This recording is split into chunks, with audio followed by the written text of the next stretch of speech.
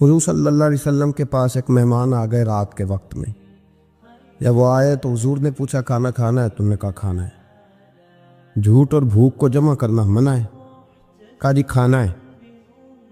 تو حضور صلی اللہ علیہ وسلم نے فرمایا ازواج مطہرات کے گھروں میں پتہ کرو کچھ ہے۔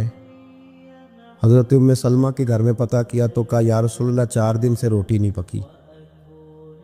حضرت زینب سے پوچھا تو کہا حضور کئی دن سے چولہا ہی نہیں جلایا۔ حضرت عائشہ صدیقہ، حضرت میمونہ، حضرت سودا، تمام گھروں سے بظاہر یہ 2 جہاں کے شاہ ہیں پر پاس کچھ رکھتے نہیں۔ 2 جہاں کی نعمتیں ہیں ان کے خالی ہاتھ میں، ہر چیز ہے پر فقر اختیاری ہے، کوئی شے نہ ملی۔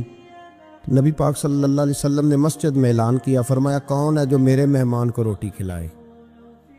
ان لفظوں کا حسن کوئی حسن والا ہی سمجھ سکتا ہے۔ فرمایا کون ہے جو میرے مہمان کو کھانا کھلائے؟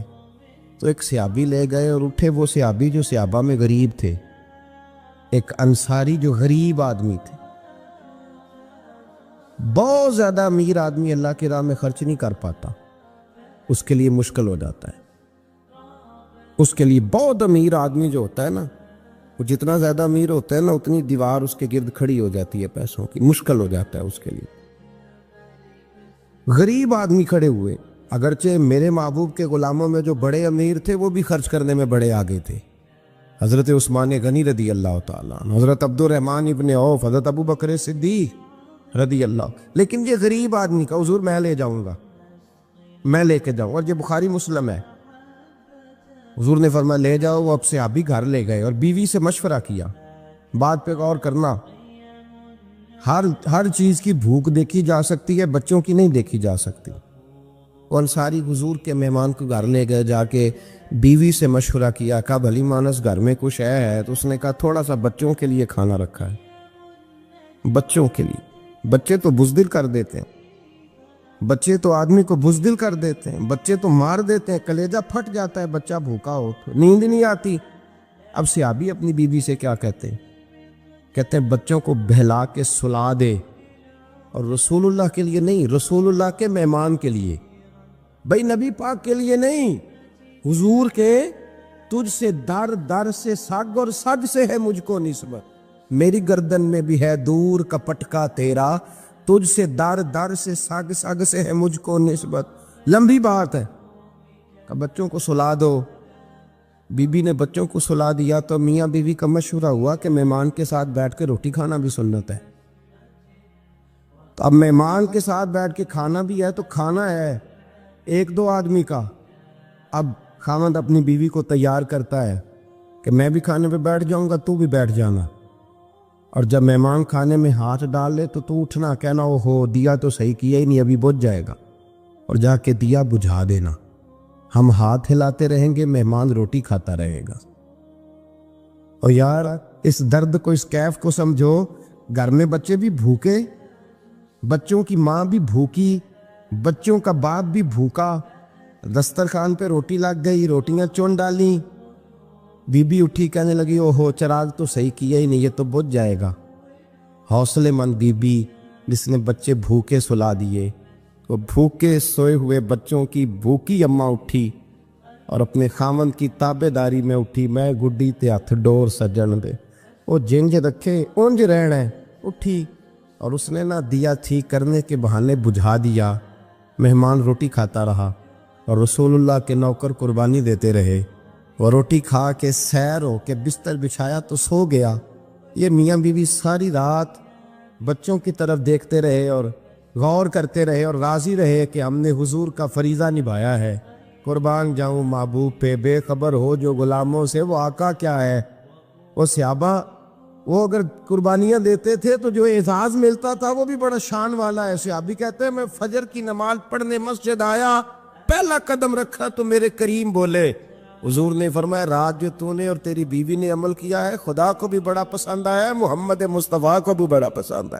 اور پھر ایک لفظ اور ہے حدیث میں، ایک روایت میں کچھ جملے اور بھی ہیں۔ حضور نے فرمایا جب تو اور تیری بیوی رات مہمان کے ساتھ ایثار کر رہے تھے نا، تو عرش کا مالک تمہیں مسکرا مسکرا کے دیکھ رہا تھا۔ रब तुम्हें देख के मुस्कुरा रहा था, रब तुम्हें देख के मुस्कुरा, तरबामनी पे शेख हमारी ना जाइए, हम दामन नचोड़ दें तो फरिश्ते वुजू करें। पर मैं वो मुस्कुरा रहा था कि मेरे बंदे मेरे रसूल की रजा के लिए क्या कर रहे हैं। और साहब देखो, नबी पाक के लिए नहीं, खानदान के लिए नहीं, खानदान नबूवत के लिए नहीं, हुजूर के ना समझे यार, इस पहलू को समझे। नबी पाक के बरेली के इमाम बोल पड़े, फरमाने लगे तुझ से दर, दर से साग, साग से है मुझको निस्बत, तुझ से दर, दर से साग कुत्ते को कहते हैं फारसी में।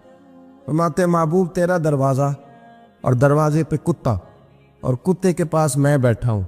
चलो कुत्ते के पास तो बैठा हूँ ना, मेरी गर्दन में भी कोई तो पटका है ही है ना। तुझ से दर, दर से साग और साग से है मुझको निस्बत, चलो मेरी गर्दन में भी है दूर का पटका तेरा।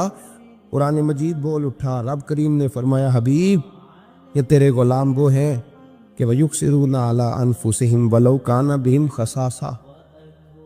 फरमाया इनका हाल ये है कि जिस चीज़ की शदीद हाजत होती है वो भी अपने भाइयों पे कुर्बान कर देते, वो दे देते हैं तेरे नाम पे। जब मक्के वाले मदीने आए, अंसारे मदीना, तो मेरे मुस्तफ़ा करीम ने फरमाया ना तुम्हारी नस्लें एक हैं न कबीले एक हैं, लेकिन तुम्हारा नबी एक है, तुम्हारा रसूल एक, खुदा एक, किताब एक, तुम्हारा मेरी वजह से रिश्ता है। चलो अपने भाइयों के साथ इसार करो, चलो इसार करो। अगर किसी के 2 मकान थे तो उसने एक उसको दे दिया जो मक्के से आया था, 2 बाग थे तो एक दे दिया, किसी के पास एक था तो आधा बांट के दे दिया, हर चीज तकसीम कर दी। हालात बदल जाते हैं, हालात बदल जाते हैं। तिलकल अय्याम नुदाविलुहा बैनन नास, अल्लाह लोगों के दरमियान दिन बदल देता है। हालात बदल गए, बड़ा माले गनीमत आया, बनु नुज़ैर का इलाका फतह हुआ तो मेरे रसूल पाक सल्लल्लाहु ताला अलैहि वसल्लम ने अंसारे मदीना को इकट्ठा किया, फरमाया भाई माल अब बड़ा आ गया है। 2 बातें, यहाँ तो इस तरह करते हैं कि मैं इनको कहता हूँ जो मक्के से आए थे कि जितनी तुम्हारी जायदादें बाग इन्होंने लिए हैं वापस कर देते हैं तुम्हें, और जो माल आया है वो भी तुम में से आधा आधा दोनों के दरमियान बांट देते हैं, या जैसे तुम्हारा दिल चाहे तुम्हारे माल भी वापस करते हैं और जो वहां से माल आया वो तुम्हारे बीच बांट देते हैं, या अगर तुम कहो तो ये माल इनको दे देते हैं मुहाजिरीन को, तुम्हें तुम्हारे माल वापस मिल जाते। हुजूर ने पूछा अंसारे मदीना से, हज़रत साद बिन मुआज़, साद बिन उबादा तड़प के खड़े हुए, अर्ज़ की महबूबा मैं तो अबू बकर को जानता ही नहीं था। हुजूर मुझे क्या पता उमर कौन है, मैं क्या जानूं उस्मान गनी मौला अली की अजमतों को। महबूबा मैंने तो तुझे इनकी तरफ मुस्कुरा के देखते हुए देखा है, तेरा जलवा देखा है, तुझसे दर दर से साग साग से है मुझको निस्बत। या रसूल अल्लाह सल्लल्लाहु अलैहि वसल्लम हमसे मशवरा ना करें, आप इस तरह करें जो जायदादें हमने इन्हें दी हैं वो भी इनके पास रहने दें और जो माल आया है वो भी इनमें तकसीम कर दें, इसलिए कि हमें तो बस इतना पता है कि ये आपके गुलाम है, आपके नौकर हैं, हमें इससे ज्यादा किसी चीज के कोई गरज है, बस आपके गुलाम है, बात खत्म हो गई। हुजूर खामोश हो गए। सहाबा कहते हैं देर के बाद हमने कहा फैसला होना चाहिए। फैसला पता क्या हुआ? हुजूर ने हाथ उठाए, कहा अल्लाह मेरे मदीने वालों पे रहम फरमा, ऐ अल्लाह मेरे अंसार पे रहम फरमा, अल्लाह इनके जज्बे कबूल फरमा। भाई इसार वाली जिंदगी वो क्या बात हुई कि मैंने बड़ी कुर्बानी दी है तू, और जब तक तू कुर्बानी नहीं देता तो कदर वाला नहीं होता। जो चीज कुर्बानी से हासिल होती है उसकी कदर होती है, जो चीज मुफ्त में आ जाती है उसकी कोई कदर नहीं होती, कोई कदर नहीं। मैं अक्सर सोचता हूं कि हजरत ख्वाजा अजमेरी के खलीफे अजमेर में भी तो होने चाहिए थे ना, लेकिन उनके खलीफे अजमेर में नहीं हुए, दिल्ली में हुए। तो मैं सोचता हूँ दिल्ली वालों के खलीफे दिल्ली में होने चाहिए, लेकिन दिल्ली में नहीं हुए, पाकपतन में हुए। तो पाकपतन वालों के यहाँ हो जाते, इसलिए कि कुर्बानी जो देता है ना, जो दूर से चल के आता है वो कुर्बानी करता है, कुर्बानी देता है, उसको कदर ज्यादा होती है। हमने किसी शय के लिए कभी कुर्बानी नहीं दी, न दीन के लिए, न कुरान के लिए, न मस्जिद के लिए, न शेख के लिए, न तरीकत के लिए, कुर्बानी तो है ही नहीं। तो जो शय मुफ्त मिलती है उसका ना मजा आता है ना कदर होती। जो चीज कुर्बानी करके लेते हो ना, कुर्बानी करके उसकी कदर होती है। किसी लिए कहा था, किसी दरवेश ने, उसने कहा था कदर नबीदा एक की जानन दुनियादार कमीने, قدر نبی دا جانل واگے سو گئے وچ مدینے. ان سے پوچھو نا، ان سے پوچھو ان حضرات کو کتنی قدر تھی. قربانی اپنی زندگی میں دینا سیکھیں. ایک ہوتی ہے بندے کی ذاتی خواہش، اس کو کچلنا بڑا مشکل ہوتا ہے. قربانی بڑی ضروری چیز کا نام ہے، اور جو قربانی دینا سیکھ جاتا ہے وہ بچ جاتا ہے. کتیا 6 بچے جنم دیتی ہے لیکن قربانی نہیں نہ دیتی بچوں کی، تو ریوڑ نہیں بنتے، اجڑ نہیں بنتے. بکری 2 بچے پیدا کرتی ہے اور سال کے بعد ہزاروں بچوں، لاکھوں بچوں کی قربانی دیتی ہے، پر پھر بھی جدھر جاؤ بکرے ہی بکرے نظر آتے ہیں. جو قربانی دینا سیکھ جاتا ہے نا، یزید نے کوئی قربانی نہیں دی، اس لیے کوئی شخص بھی کھڑا ہو کے نہیں کہتا، حالانکہ 14-15 بیٹے تھے یزید کے، کوئی بھی کھڑا ہو کے نہیں کہتا میں اس کی نسل میں سے ہوں. امام حسین نے ساری قربانی دے دی. ایک زین العابدین بچے تھے، پوری دنیا میں اللہ نے سید عطا فرمائے ہوئے ہیں. جو قربانی دینا سیکھ جاتا ہے وہ بچ جاتا ہے. ہم نا قربانی کیا، ہمارے پاس تو اضافی شے ہے وہی دینے کو تیار نہیں. جب آپ تیار ہی نہیں تو سودا ہی نہیں کر، آپ نکلے ہی نہیں میدان میں، تو حاصل کیسے ہو؟ حصول تو تب ہوگا نا جب آپ کوئی انویسٹمنٹ کریں گے. تو آپ انویسٹ ہی نہیں کر رہے تو بھائی آپ نے پودا ہی نہیں لگایا تو پھل کیسے ملے؟ قربانی نہیں دی تو وہ درجہ کیسے ملے؟ اس کے لیے تو قربانی ضروری ہے. اب تمام صحابہ کی زندگی پڑھ لیں، حضرت ابو بکر سے لے کر حضرت بلال تک، یہ سارے قربانی والے ہیں.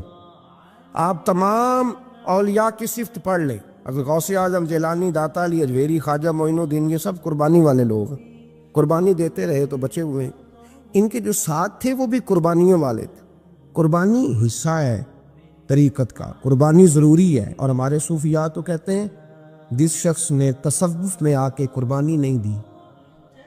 بزرگوں کے پاس ایک شخص آیا، غالباً خواجہ نظام الدین محبوب الہی کی بات ہے، میرے ذہن میں نام پورا نہیں سما رہا. تو ایک مرید نے آ کے کہا حضور زکوٰۃ کتنی دینی ہے؟ فرمایا 2.5%. تھوڑی دیر کے بعد حضرت نصیر الدین چراغ دہلوی آ گئے، کہا حضور اللہ کے راستے میں کتنے دینے ہیں؟ فرمایا 50%. ایک ساتھی قریب بیٹھا تھا، اس نے کہا پہلے کے لیے 2.5% کا فتویٰ تھا، اس کو کہہ دیا آدھے دے دے. چند منٹ گزرے تو حضرت امیر خسرو بھی آ گئے. کہا حضور زکوٰۃ کتنی دینی ہے؟ فرمایا جو ہے سارا ہی لے آ، تیری 100% ہے. تو وہ ساتھی جو قریب بیٹھے تھے اس نے کہا بابا فتوے علیحدہ علیحدہ ہیں. فرمایا فتویٰ ایک ہی ہے، بندے علیحدہ علیحدہ ہیں. فتویٰ ایک ہی ہے، مجھے پتہ ہے کون کتنے دے سکتا ہے. وہ جس کو میں نے 2.5% کہا ہے وہ بھی جا کے حساب کتاب کرے گا، اس نے 2.5 بھی پورا نہیں دینا. اور فرمایا جس امیر خسرو کو میں نے کہا نا سارا لے آ، اس کا دل کرے گا میں اپنا مکان بھی توڑ کے لے آؤں. میں نے فتویٰ ایک ہے، بندہ دیکھ کے بات کی ہے. بھائی قربانی نہیں ہے، اظہار ہی نہیں ہے، جذبہ ہی نہیں ہے، ہمارا مزاج ہی نہیں ہے. لیکن نا یہ اب ایک تو شریعت کی قربانی ہے نا یہ، تو اس پہ بھی لوگ بڑا سوچیں گے، اس پہ بھی لوگ بڑا سوچیں گے. فتوے پوچھتے پھریں گے کہ جی میرے اوپر تو ابھی میں نے تو 15,500 قرضہ دینا، دوں کہ نہ دوں، کون سی دوں؟ فتوے پوچھیں گے. دینے کی دفعہ فتوے پوچھیں گے اور لینے کی دفعہ چھٹی، جو آتا ہے آنے دو. کبھی لینے کی دفعہ بھی فتویٰ پوچھنا صاحب کہ یہ مجھے اتنا مال آ رہا لے لوں کہ نہ لوں. وہ لے لیا، قابو کر لیا. جب دینے کی باری آئی تو فتویٰ احصار کرے. اور احصار صفت ہے مسلمان کی، یہ احصار کرنے لگتا ہے تو بچنے لگ جاتا ہے، اس کا فائدہ ہونے لگ جاتا ہے. قربانی دینے لگ جاتا ہے تو بچ جاتا ہے. کسی نے کہا تھا سن اے مسلمان، یہ نقطہ فیض قرآنی میں ہے، عظمت و اسلام اور مسلم صرف قربانی میں ہے.